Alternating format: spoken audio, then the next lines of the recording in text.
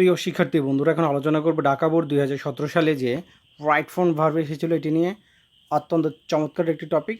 তো চলো কথা না বাড়িয়ে মূল টপিকটি শুরু করে দেই।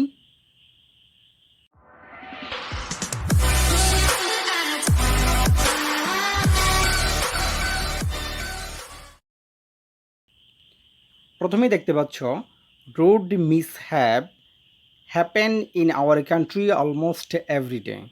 প্রথমেই সেন্টেন্সের অর্থগুলো ভালোভাবে জেনে নিতে হবে। মিসহ্যাপ এটা অনেকেই জানো না। মিসহ্যাপ অর্থ হচ্ছে দুর্ঘটনা, ঠিক আছে। আর হ্যাপেনা তো হচ্ছে ঘটা অথবা সংঘটিত হওয়া। অলমোস্টটা তো হচ্ছে প্রায়, আর এভরিডে অর্থ তো অবশ্যই জানো। তাহলে সড়ক দুর্ঘটনা ঘটে থাকে আমাদের দেশে প্রায় প্রত্যেক দিন, অর্থাৎ প্রতিদিনই সড়ক দুর্ঘটনা আমাদের দেশে ঘটে থাকে। এখন এই হ্যাপেন ভার্বটিকে আমাদের চেঞ্জ করতে হবে। তো দেখতে হবে এই সেন্টেন্সটির মধ্যে কয়টি ভার্ব আছে, অর্থাৎ আমাদের এখানে যে ফাইনিট ভার্ব সেটা খুঁজে বের করতে হবে। তো এই বাক্যটি একটি সিম্পল বাক্য, আর সিম্পল বাক্যের মধ্যে আমরা জানি একটাই ফাইনিট ভার্ব থাকে এবং এটি একটি অ্যাকটিভ বাক্য। আর যদি অ্যাকটিভ বাক্য হয় অবশ্যই ভার্বটা চেঞ্জ হবে টেন্স এবং পার্সন অনুসারে। তাহলে এটি হচ্ছে তোমার প্রেজেন্ট টেন্স, যেহেতু এভরিডে কথাটা এখানে আছে। এবং এই যে রোড মিসহ্যাপ এটা হচ্ছে থার্ড পারসন সিঙ্গুলার। আর যদি থার্ড পারসন সিঙ্গুলার হয়ে থাকে এবং প্রেজেন্ট টেন্সের ক্ষেত্রে আমরা জানি ভার্বের সাথে এস বা ইএস যোগ করতে হয়, যার কারণে আমরা হ্যাপেনের সাথে এস যোগ করব। আশা করি যে বুঝতে পেরেছ। Recently it rise to an alarming rate, take a heavy toll on human lives. তো রিসেন্টলি অর্থ হচ্ছে এখানে সাম্প্রতিক, রাইজ অর্থ হচ্ছে বৃদ্ধি পাওয়া, অ্যালার্মিং অর্থ হচ্ছে আশঙ্কাজনক, রেট অর্থ হচ্ছে হার, আর টেক এ হেভি টুল অর্থাৎ ব্যাপকভাবে ক্ষতিসাধন করা, অন হিউম্যান লাইফস মানব জীবনের ওপর ব্যাপক ক্ষতি সাধন করা। তো সবগুলো অর্থ জানা হয়ে গেল আমাদের। আর এখন আমাদের আইডেন্টিফাই করতে হবে এখানে ফাইনিট ভার্ব কোনটা আর নন ফাইনিট ভার্ব কোনটা। যেহেতু আমরা দেখতে পাচ্ছি একটা সেন্টেন্সের মধ্যে দুটো ভার্ব দেওয়া আছে, একটা হচ্ছে রাইজ ভার্ব আর দ্বিতীয়টা হচ্ছে টেক ভার্ব। তো প্রথমেই আমরা এই যে রাইজ যেটা আছে এটাকে আইডেন্টিফাই করার চেষ্টা করি, এটা অর্থাৎ ফাইনিট ভার্ব না নন ফাইনিট ভার্ব। দেখো ইট ইট দিয়ে এখানে বোঝাচ্ছে আসলে এই রোড মিসহ্যাপকে। আমরা যদি এখানে রোড মিসহ্যাপ পড়ি তাহলে দেখো তো কীভাবে হয়। রোড মিসহ্যাপ রাইজ অর্থাৎ সড়ক দুর্ঘটনা বৃদ্ধি পায় টু অ্যান অ্যালার্মিং রেট আশঙ্কাজনক হারে। তার মানে বোঝা যাচ্ছে এখানে এই রাইজটি হচ্ছে আমাদের এখানে ফাইনিট ভার্ব, আর কোনো টেনশনের দরকার নেই, এটি হচ্ছে আমাদের নন ফাইনিট ভার্ব। আর নন ফাইনিট ভার্ব কীভাবে চেঞ্জ করতে হয় অবশ্যই তোমরা এটা জানো, হয় তোমরা ইনফিনিটিভ দিয়ে করবা, না হয় প্রেজেন্ট পার্টিসিপল দিয়ে করবা, ঠিক আছে। তো প্রথমটা আমরা করি। দেখো এটাকে আরেকটাভাবে করা যায়, সেটা হচ্ছে দেখো রিসেন্টলি যখন সেন্টেন্সে থাকবে, রিসেন্টলির পাশাপাশি আরও কিছু আছে, যেমন just, just now, recently, yet, ever, already, এগুলো যখন থাকবে তখন সেন্টেন্সটা প্রেজেন্ট পারফেক্ট টেন্সে হয়। এবং এই বাক্যটি একটি অ্যাকটিভ বাক্য, কারণ দেখো এখানে যে ইট অর্থাৎ রোড মিসহ্যাপ নিজেই কিন্তু আশঙ্কাজনক হারে বৃদ্ধি পায়। এক্ষেত্রে এটা একটি অ্যাকটিভ বাক্য এবং এটা প্রেজেন্ট পারফেক্ট টেন্স হবে রিসেন্টলি থাকার কারণে। যদি প্রেজেন্ট পারফেক্ট টেন্সে থাকে তাহলে আমাদের ইট দেখতে হবে এটা কোন পারসন। ইট হচ্ছে তোমার থার্ড পারসন সিঙ্গুলার। যখন ইট থার্ড পারসন সিঙ্গুলার হয় তখন অবশ্যই হ্যাজ বসাতে হবে এবং ভার্বের পাস্ট পার্টিসিপাল ফর্ম বসাতে হবে। এই কারণে উত্তরটি হ্যাজ রাইজেন হয়েছে। আশা করি যে বুঝতে পেরেছ। এবার আসো take a heavy toll on human lifes, মানব জীবনের উপরে ব্যাপকভাবে ক্ষতি সাধন করে। তাহলে এই টেক ভার্বটাকে এখন আমরা যদি নন ফাইনিট ভার্ব হিসেবে ধরি এবং এটার সাথে আইএনজি যোগ করে দেই, তখন আমার কি হয়ে যাচ্ছে, এখানে টেকিং দিতে হবে, অর্থাৎ taking a heavy toll on human lifes, মানব জীবনের উপর ব্যাপকভাবে ক্ষতি সাধন করে। The members of a family remain anxious if someone travel in a bus. দেখো the members of A family একটি পরিবারের সদস্যরা রিমেইন অ্যাংশাস তারা দুশ্চিন্তাগ্রস্ত থাকে ইফ সামওয়ান যদি কেউ ট্রাভেল ইন এ বাস যদি বাসের মধ্যে কেউ ভ্রমণ করে, ট্রাভেল অত ভ্রমণ করা। দেখো প্রথমে আইডেন্টিফাই করব এটা অ্যাক্টিভ বাক্য না প্যাসিভ বাক্য? এটা অবশ্যই অ্যাক্টিভ বাক্য।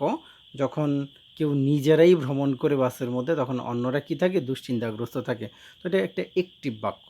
তো এই বাক্যটার মধ্যে দেখো একটি মাত্র ভার্ব আছে, অর্থাৎ ফাইনাইট ভার্ব একটি। তার মানে অ্যাক্টিভ বাক্য ফাইনাইট ভার্ব হচ্ছে একটি, তাহলে এটি টেন্স ও পার্সন অনুসারে চেঞ্জ হবে। তাহলে সামওয়ান হচ্ছে থার্ড পার্সন সিঙ্গুলার, যার কারণে ভার্বের সাথে অ্যাজ বা ইয়েস যোগ করতে হয়েছে। তার মানে আমরা ট্রাভেলের সাথে কি যোগ করব? অ্যাস যোগ করব, travels in a bus. In most কেজেস, অধিকাংশ ক্ষেত্রে, ইন মোস্ট কেজেস অর্থ কি? অধিকাংশ ক্ষেত্রে। রেকলেস ড্রাইভিং, রেকলেস অর্থ হচ্ছে বেপরোয়াভাবে, আর ড্রাইভিং তো জানোই গাড়ি চালনা করা, বেপরোয়াভাবে গাড়ি চালনা করা। কজ রোড অ্যাক্সিডেন্ট, রোড অ্যাক্সিডেন্টের কারণ। তাহলে এটাও একটি অ্যাক্টিভ বাক্য, কারণ রেকলেস ড্রাইভিং এটাই কারণ। তাহলে রেকলেস ড্রাইভিং সরাসরি ভার্বের কাজ সম্পূর্ণ করলো, এক্ষেত্রে এটি অ্যাক্টিভ বাক্য। এবং দেখো এটার মধ্যে একটি মাত্র ভার্ব আছে, সাবজেক্ট, কজ হচ্ছে ভার্ব, এবং রোড অ্যাক্সিডেন্ট হচ্ছে এখানে কি? অবজেক্ট। তো যার কারণে ফাইনাইট ভার্ব একটি। তো একটি হচ্ছে অ্যাক্টিভ বাক্য, এবং এটি হচ্ছে তোমার ফাইনাইট ভার্ব। তো টেন্স ও পার্সন অনুসারে এখন এটা আমাদের চেঞ্জ করতে হবে। তাহলে reckless driving third person singular, এই কারণে কজের সাথে কি যোগ করতে হবে? একটা এস যোগ করে দিতে হবে, কজেস কথাটি লিখতে হবে। The drivers are in the habit of violate traffic rules. ড্রাইভাররা, অর্থাৎ যারা গাড়ি চালায় তারা, তাদের একটা অভ্যাস রয়েছে, হ্যাবিট রয়েছে, অভ্যাস রয়েছে ভায়োলেট ট্রাফিক রুলস, মানে যানবাহন নীতিমালা ভায়োলেট, লঙ্ঘন করার জন্য তাদের একটা অভ্যাস রয়েছে। দেখো আমরা জানি প্রিপোজিশনের পরে ভার্বের নাউন ফর্ম বসে, অথবা ভার্বের সাথে আইএনজি যোগ করতে হয়। তো এই ক্ষেত্রে আমরা যদি ভায়োলেটের সাথে আমরা কি যোগ করে দেই? আইএনজি যোগ করে দেই, তখন কিন্তু হয়ে যাচ্ছে। তাহলে অফের পরে আমরা কি করব? ভার্বের সাথে আইএনজি যোগ করব, অথবা ভার্বের নাউন ফর্ম বসাবো। তো এখানে আমরা আইএনজি দিব। কেন আইএনজি দিব? কারণ এখানে ভায়োলেশন কথাটি আসলে নাউন ফর্ম, কিন্তু আমরা ভায়োলেশন দিলে পরবর্তীতে একটা প্রিপোজিশন থাকার দরকার ছিল, নেই বিদায় আমরা এখানে আইএনজি যোগ করেছি, আর প্রিপোজিশনটা সামনে চলে এসেছে। আসলে এই কারণে আমরা আর ওই সরাসরি নাউন ফর্মের দিকে গেলাম না। Road accidents can be lesson, সড়ক দুর্ঘটনা কমানো যায়, লেসেন হতে কমানো অথবা হ্রাস করা যায়। If the drivers drive their vehicles carefully, যদি ড্রাইভাররা তাদের যানবাহনগুলো সতর্কভাবে পরিচালনা করে, অর্থাৎ গাড়ি চালায়। তো এখানে দেখা যাও, আমরা জানি সেন্টেন্সের মধ্যে মডেল ভার্বের পরে যখন বি থাকে, অথবা শুধু বি থাকে, তখন ভার্বের পাস্ট পার্টিসিপল ফর্ম করে দিতে হয়। তো ভার্বের পাস্ট পার্টিসিপল ফর্ম যখন আমরা করব, তাহলে এটা কীভাবে করতে এটা অবশ্যই জানো। এটা হয়ে যাবে কি তাহলে? লেসেন্ড। আশা করি যে বুঝতে পেরেছ।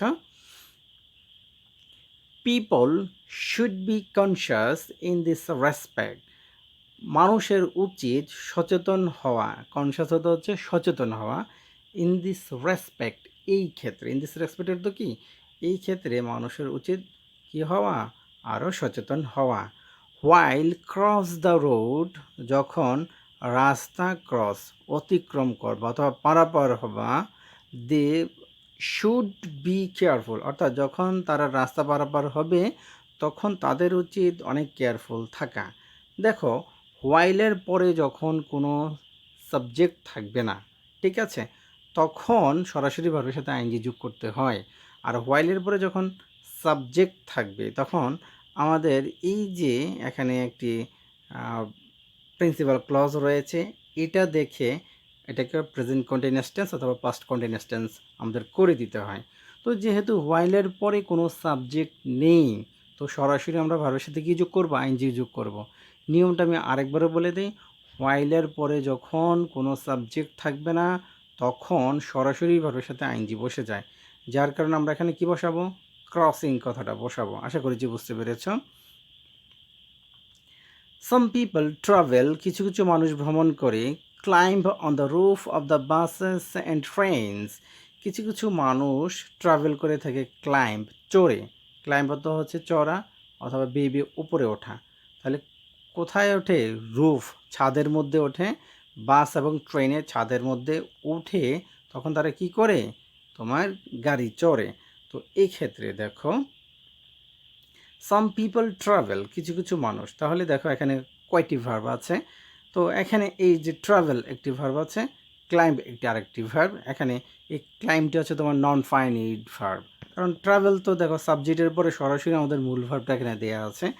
এরপরে দ্বিতীয় যে আরেকটা ভার্ব আছে, এই দ্বিতীয় ভার্বের সাথে আমাদের আইএনজি ভার্ব করে দিতে হবে, অর্থাৎ সেকেন্ড ভার্বের সাথে আইএনজি করতে হবে, কারণ এটি একটি নন ফাইনাইট ভার্ব, যার কারণে ক্লাইম্বের সাথে আমরা আসলে আইএনজি যোগ করেছি, ক্লাইম্বিং। তারপরে আসো, traffic rules must be maintained strictly.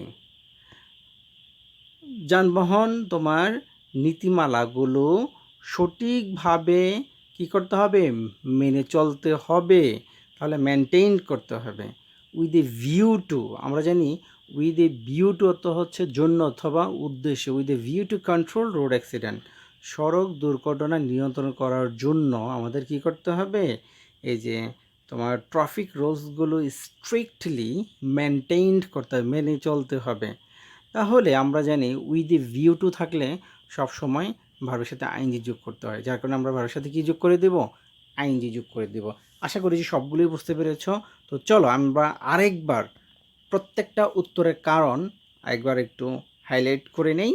দেখো এখানে হ্যাপেন হলো কারণ এটি একটি একটি বাক্য, সাবজেক্ট হচ্ছে থার্ড পারসন সিঙ্গুলার, এই জন্য ভার্বের সাথে আমরা অ্যাজ যোগ করেছি। এরপরে দেখো এই যে এখানে হ্যাজ রাইজেন হয়েছে কারণ সেন্টেন্সের রিসেন্টলি কথাটা আছে এবং এটি একটি বাক্য, এই জন্য হ্যাজ রাইজেন কথাটি লিখেছি। এরপর টেক এটি non finite verb, non finite verb হওয়ার কারণে ভার্বের সাথে আইএনজি যোগ করেছি। এরপরে দেখো সামওয়ান ট্রাভেলস, ট্রাভেলস হলো এই কারণেই কারণ এখানে এটি একটি বাক্য এবং সাবজেক্টে থার্ড পারসন সিঙ্গুলার, যার কারণে টেন্স ও পার্সন অনুসারে ট্রাভেলের সাথে অ্যাড যোগ করেছি। রেকলেস ড্রাইভিং কজেস হয়েছে কারণ হচ্ছে এটা একটি বাক্য, সাবজেক্ট থার্ড পারসন সিঙ্গুলার, যার কারণে ভার্বের সাথে অ্যাস যোগ করেছি। এরপরে আসো এফের মধ্যে প্রিপোজিশনের পরে ভার্বের সাথে আইএনজি যোগ করতে হয়, তারপর নাউন ফর্ম বসাতে হয়। তো আমরা অফের পরে ভার্বের সাথে আইএনজি যোগ করেছি। ক্যান বি মডেল ভার্বের পরে যদি বি থাকে অথবা শুধু বি থাকে তখন ভার্বের পাস্ট পার্টিসিপল ফর্ম হয়, যার কারণে আমরা লেসেনের সাথে ইডি যোগ করেছি, লেসেন্ড হয়েছে। হোয়াইলের পরে কোনো সাবজেক্ট না থাকলে সরাসরি ভার্বের সাথে আইএনজি যোগ করতে হয়, যার কারণে আমরা ক্রসিং কথাটি লিখেছি। এরপরে দেখো আই এর মধ্যে এখানে একটি ভার্ব রয়েছে ট্রাভেল, এখানে আরেকটি ভার্ব রয়েছে, এটি নন ফাইনাইট ভার্ব। সেন্টেন্সের সেকেন্ড ভার্ব থাকলে কি হয়ে যায়, ভার্বের সাথে আইএনজি যোগ করতে হয়। এরপরে লাস্টে আসো উইথ এ ভিউ টুর পরে সবসময় ভার্বের সাথে আইএনজি বসে। আশা করি সবগুলো উত্তর অনেক ভালোভাবে তোমরা বুঝতে পেরেছো। তো সবাই ভালো থাকো, সুস্থ থাকো, আল্লাহ হাফেজ।